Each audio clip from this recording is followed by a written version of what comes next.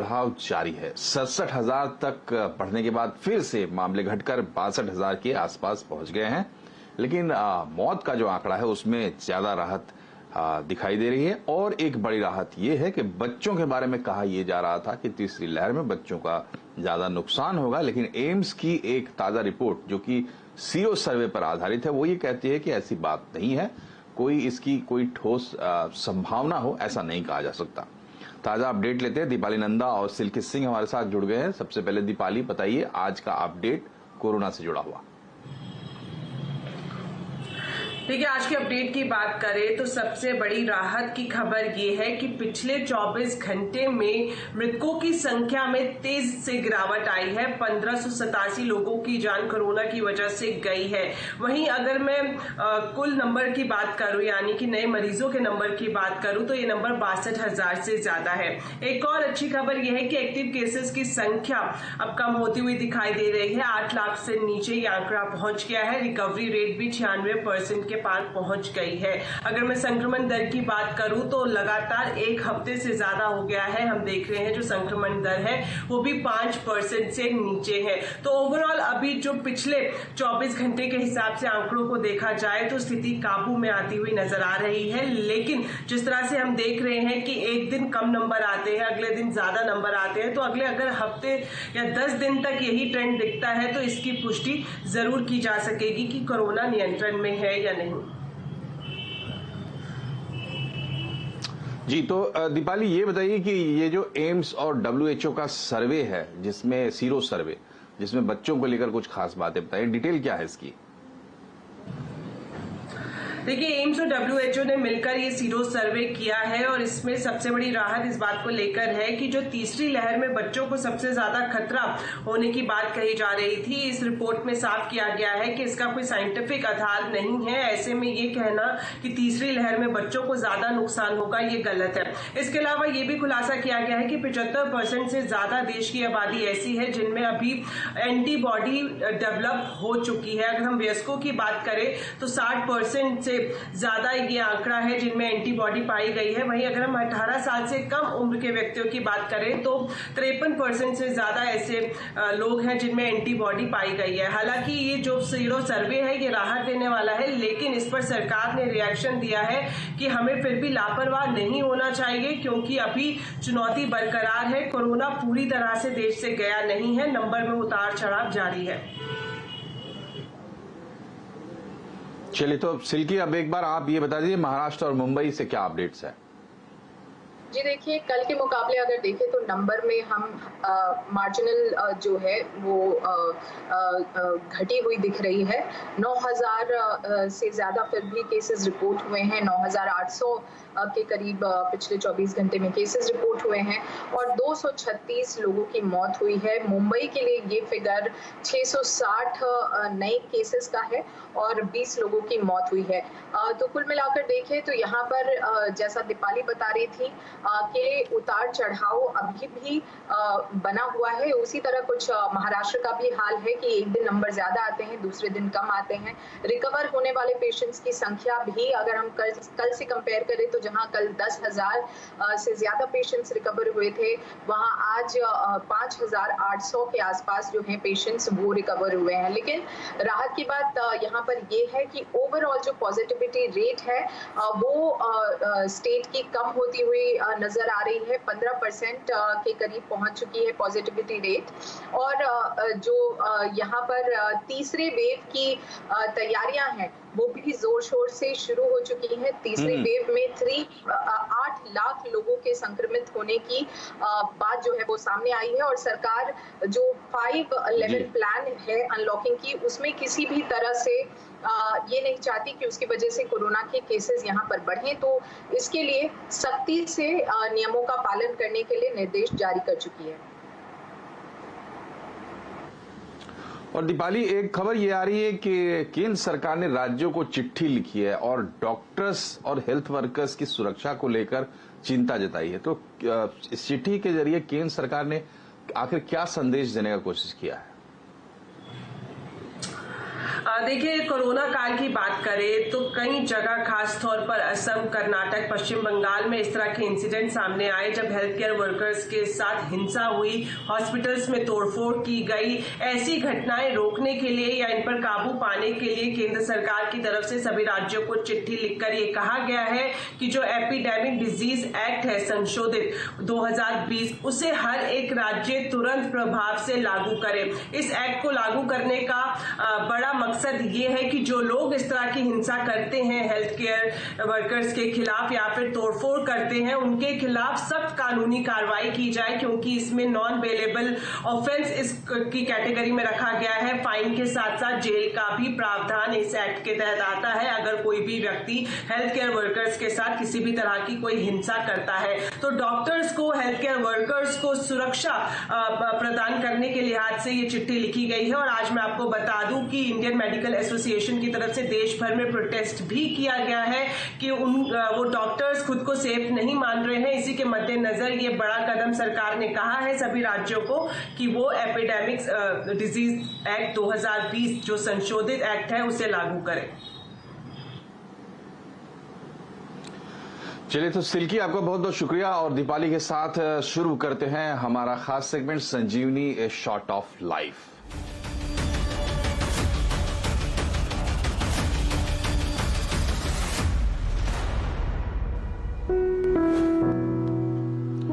तो वैक्सीनेशन की रफ्तार देश में किस तरीके से बढ़ रही है, इसका एक सबूत यह है कि 3 दिन में 1 करोड़ लोगों को टीके लगे। यानी एवरेज आप माने तो 30-35 लाख के एवरेज से टीके लग रहे हैं। वैक्सीनेशन रफ्तार में है। दीपाली, ये बताइए इसके अलावा और क्या अपडेट्स हैं वैक्सीनेशन पे? देखिए, धीरे धीरे अब रफ्तार पकड़ता हुआ नजर आ रहा है देश में कोरोना वैक्सीनेशन कैंपेन। और अगर ओवरऑल नंबर की बात की जाए तो 27 करोड़ से ज्यादा लोगों ने कोरोना की वैक्सीन लगा ली है।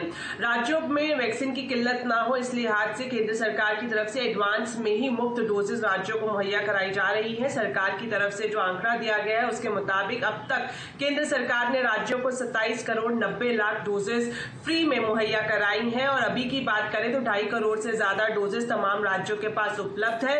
और अगले 3 दिनों में केंद्रीय स्वास्थ्य मंत्रालय की तरफ से 20 लाख अतिरिक्त डोजेस अलग अलग राज्यों को मुहैया कराई जाएंगी। तो वैक्सीन की किल्लत दूर करने के लिहाज से यह बड़ा कदम उठाया जा रहा है कि एडवांस में ही न सिर्फ राज्यों को डोजेस की जानकारी दी जा रही है बल्कि खुराक भी मुहैया कराई जा रही है। बहुत बहुत शुक्रिया आपका दीपाली तमाम अपडेट्स के लिए। और कोरोना की वैक्सीन और वैक्सीन के प्रति जागरूकता की कमी कहीं ना कहीं चुनौती जरूर बन रही है, लेकिन इसके लिए एक से एक नायाब उपाय भी खोजे जा रहे हैं। यूपी के उन्नाव में नगर पालिका परिषद ने एक तरकीब खोजी है। पालिका परिषद ने वैक्सीन लगवाने पर 2 लाख रुपए की एक इनामी प्रतियोगिता रख दी है। डिटेल देखिए हमारी इस रिपोर्ट में।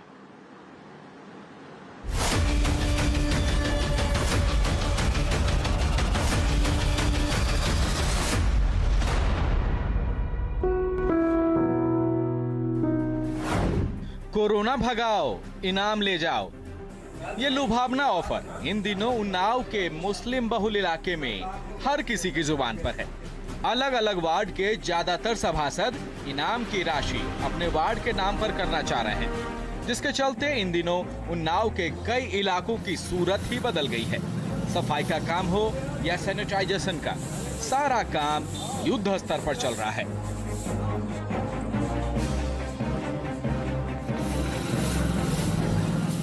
दरअसल उन्नाव में मुस्लिम समाज के लोगों के बीच वैक्सीनेशन और साफ सफाई को लेकर भ्रम का माहौल बना था। लोग टीका लेने से हिचक रहे थे, जिसके मद्देनजर बांगरमऊ नगर पालिका परिषद के चेयरमैन इजहार खां उर्फ गुड्डू ने एक अनोखा रास्ता निकाला। इन्होंने बांगरमऊ को कोरोना मुक्त करने के लिए 2 लाख रुपए का इनाम देने की घोषणा की। फिर क्या था, देखते ही देखते वार्ड का नजारा ही बदल गया। प्रोत्साहन के रूप में हमने एक नई पहल करते हुए, चूंकि वैक्सीनेशन के ऊपर ज़्यादातर लोगों का ध्यान कम जा रहा था, इस वजह से वैक्सीनेशन को बढ़ाने के लिए एक उसी निर्माण कार्य को में 2 लाख रुपए का प्रोत्साहन है मात्र। बांगरमऊ में इन दिनों अपने अपने वार्ड को कोरोना मुक्त बनाने के लिए सफाई कर्मी भी दिन रात जुटे हैं। कहीं सैनिटाइजेशन का काम चल रहा है तो कहीं वार्ड के लोगों की कोविड जांच की जा रही है। इतना ही नहीं, वार्ड में बाहर से आने वाले लोगों पर भी कड़ी नजर रखी जा रही है। और सबसे अच्छी बात यह है कि इस नेक पहल में नगर पालिका कर्मियों के साथ साथ सभासद और स्थानीय लोग भी पूरी शिद्दत से जुटे हैं। घर घर जाकर के साफ सफाई स्वच्छता के साथ सैनिटाइजेशन का, प्रत्येक घर का सैनिटाइजेशन का कार्य करती है और उस घर में जितने भी सदस्य रहते हैं उनका थर्मल जो है स्कैनर से तापमान मापते हैं। बेशक लोगों के उत्साह को देखते हुए कहा जा सकता है कि जल्द ही बांगरमऊ के कई वार्ड कोरोना मुक्त हो जाएंगे। उस पर सोने पर सुहागा ये कि अगर बांगरमऊ में यह प्रयोग सफल रहा तो देश के कई राज्यों के लिए मॉडल भी बन सकता है। उन्नाव से ब्यूरो रिपोर्ट, न्यूज़ 18 नेटवर्क।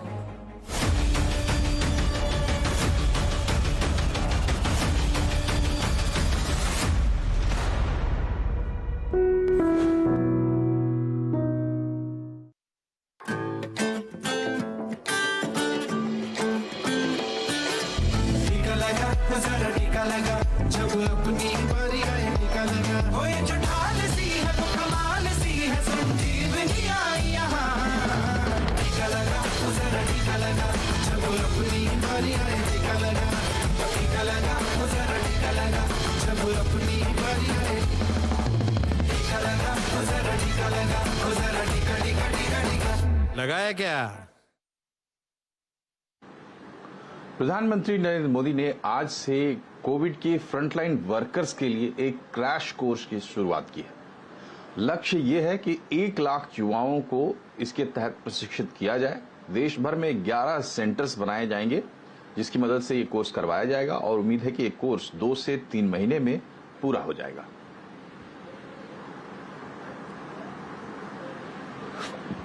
हर इलाज, हर सावधानी के साथ साथ आने वाली चुनौतियों से निपटने के लिए हमें देश की तैयारियों को और ज्यादा बढ़ाना होगा। इसी लक्ष्य के साथ आज देश में 1 लाख फ्रंटलाइन कोरोना वॉरियर्स तैयार करने का महाअभियान शुरू हो रहा है। साथियों, इस महामारी ने दुनिया के हर देश, हर संस्था, हर समाज, हर परिवार, हर इंसान के सामर्थ्य को, उसकी सीमाओं को बार बार परखा है। और अभी वक्त है एक छोटे से ब्रेक का, लेकिन ब्रेक के बाद खबरें भी और भी है। बने रहिए हमारे साथ।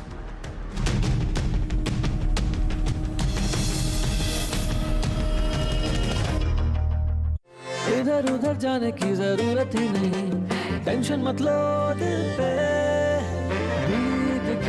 करो बिंदास bill pay. Bharat bill pay का ये बी भरोसा है सुरक्षित और इंस्टेंट पेमेंट्स का। बिंदास bill pay, Bharat bill pay. Kitchen और वार्डरोब के लिए अच्छे क्वालिटी का हिंज देना। ये लो, हैटिक का नया ऑनसेस हिंज। ऐसा क्या खास है इसमें? ये देखो, सॉफ्ट क्लोजिंग टेक्नोलॉजी और 3 साल की एंटी रश वारंटी है। फिर तो काफी महंगा होगा। सिर्फ 342 रुपीज पर पैर। ये वाला रखो, मुझे भी ऑनसेस हिंज ही दो। German quality you can trust.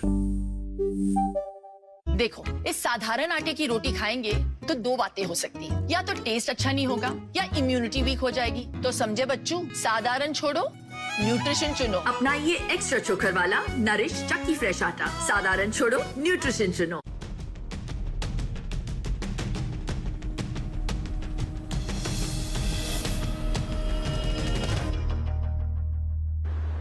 Sting चला ले।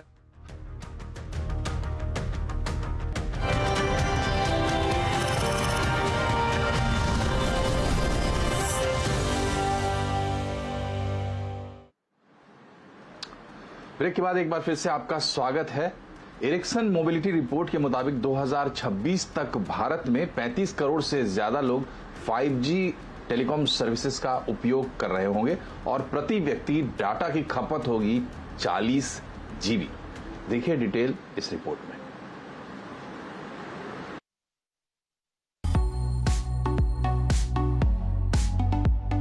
भारत में लोग 5G सेवाओं को हाथों हाथ अपनाने के लिए तैयार हैं। एरिक्सन मोबिलिटी की रिपोर्ट के मुताबिक अगले 5 साल के अंदर 39% लोगों के पास 5G कनेक्शन होगा। इस वक्त भारत में 81 करोड़ स्मार्टफोन इस्तेमाल में हैं और इसमें हर साल 7% की बढ़ोतरी हो रही है। 2026 तक स्मार्टफोन की संख्या बढ़कर 120 करोड़ होने का अनुमान है। एरिक्सन की रिपोर्ट के मुताबिक 4 करोड़ लोग पहले साल ही 5G को अपना लेंगे और इसके लिए ज्यादा कीमत चुकाने के लिए भी तैयार होंगे। लेकिन 2026 के आते आते करीब 33 करोड़ लोग 5G सेवाओं का इस्तेमाल करने लगेंगे। In 2026, 4G will continue to be a dominant technology in India.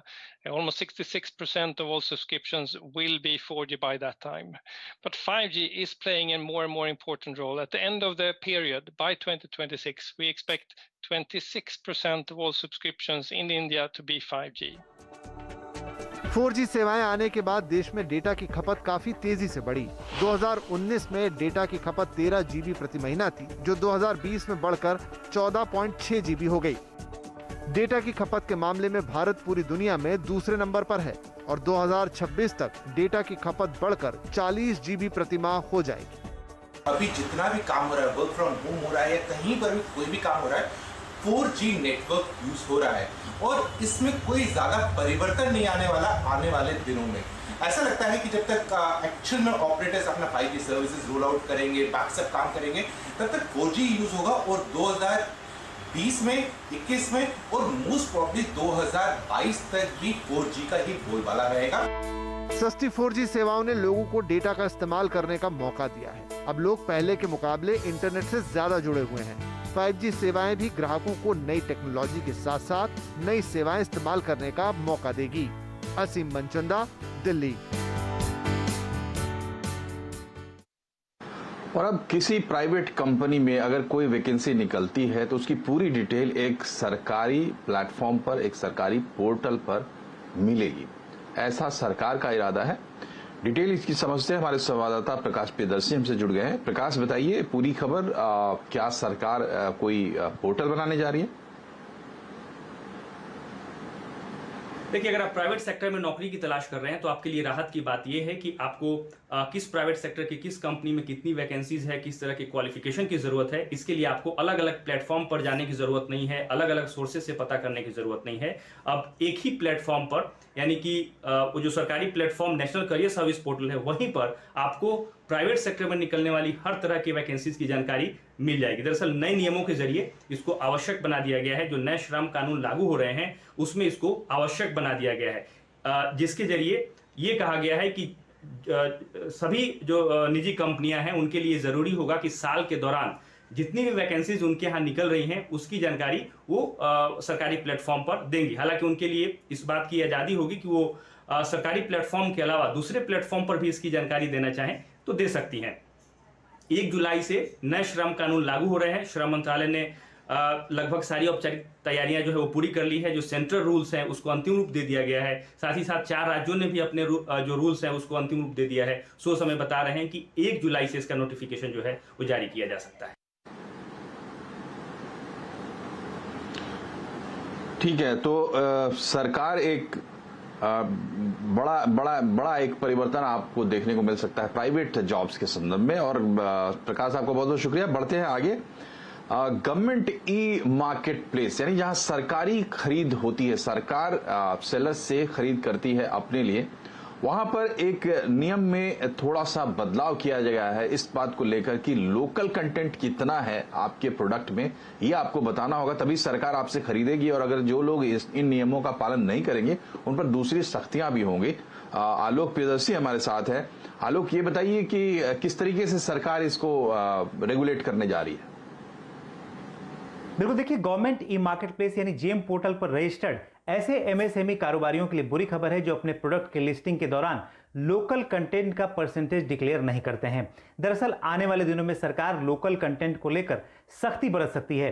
CNBC आवाज को सूत्रों से जानकारी मिली है कि लोकल कंटेंट को लेकर सरकार परसेंटेज को अनिवार्य कर सकती है, यानी कि डिक्लेयर करना ये जरूरी हो जाएगा किसी भी रजिस्टर्ड सेलर के लिए कि उसके प्रोडक्ट में कितना लोकल कंटेंट मिला हुआ है। यानी अगर उसमें एक तय सीमा से कम प्रोडक्ट लोकल कंटेंट मिला हुआ होगा तो उसे सरकारी खरीद की प्रक्रिया से बाहर किया जा सकता है। जो हमें जानकारी मिल रही है कि सरकार कम से कम 30% लोकल कंटेंट वाले प्रोडक्ट को ही सरकारी खरीद की प्रक्रिया में शामिल करेगी। यानी कि जो प्रोडक्ट जिसमें 30% से कम लोकल कंटेंट होगा उसे इस सरकारी खरीद यानी कि गवर्नमेंट प्रोक्योरमेंट के सिस्टम से बाहर किया जा सकता है, जिससे कि वैसे एमएसएमई सेलर्स जो कि इस प्लेटफॉर्म पर रजिस्टर्ड हैं लेकिन अपने लोकल कंटेंट को डिक्लेयर नहीं करते हैं, उनके लिए एक बड़ा झटका हो सकता है। दरअसल इस प्लेटफॉर्म पर देखें तो करीब एमएसएमई के करीब 7 लाख के करीब जो सेलर्स हैं वो रजिस्टर्ड हैं और लाखों का कारोबार सालाना होता है इस पर।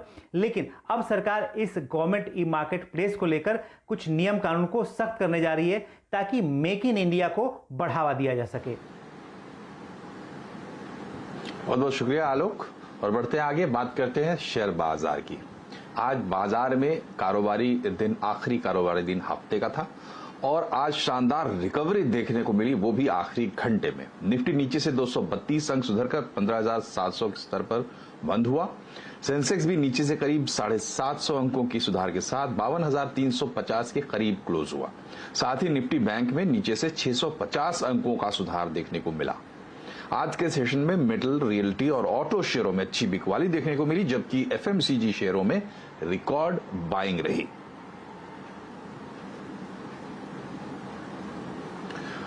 और अब बात रिकवरी की। कोरोना में पिछले 1.5 साल से पर्यटन उद्योग लगभग ठप था, लेकिन अब जैसे ही दूसरी लहर का प्रभाव कुछ कम हुआ है, लोगों ने पर्यटन स्थलों का रुख करना शुरू किया है। खासकर उत्तर भारत में शिमला की तरफ काफी नए ट्रैवलर्स देखे जा रहे हैं। देखिए रिपोर्ट।